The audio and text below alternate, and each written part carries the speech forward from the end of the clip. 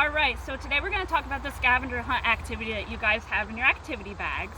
So the first thing we need to start off thinking about bees is what do they need in order to survive? There's three main things that every living creature needs to survive, and that is food, shelter, and water. So of course what we're going to be doing today is looking for those habitat needs for bees and trying to find out, if your backyard or whatever park you go to is a good place for bees. And then after you figure that out, you might be able to think a little bit about how you can enhance that to help the bees thrive a little bit more in their environment. So on your scavenger hunt, the first column will show different pollinators. And remember, bees aren't the only pollinators. You can have ladybugs and beetles, butterflies, hummingbirds, even bats can do some pollination. So it's not just bees, but bees are one of the most important pollinators and the most abundant ones. The other column that you have in your scavenger hunt are flowers. So of course, what is a flower providing? Remember, pollen and nectar. So those are both of their food sources that bees need. So as you're walking out in your area, wherever you choose to look for those different types of flowers, those different types of resources.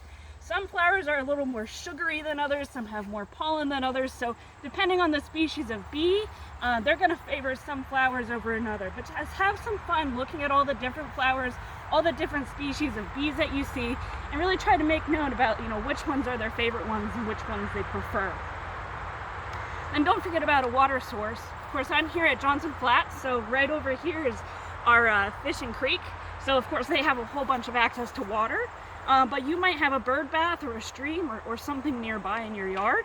And if you don't, those are simple things that you can actually add to your yard to help the bees out.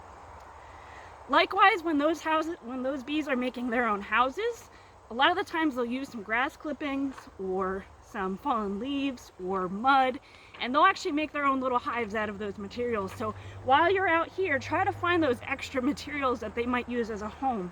Another really important home for bees, especially those solitary bees that don't have hives that they live in, they like to actually nest in a lot of these grasses. So you might be able to go through and pluck some grasses out and see if they're hollow on the inside. If they're a hollow grass, that's likely about a really great place for a bee to make a home in, and then also winterize so that they can survive over the winter and come back in the spring.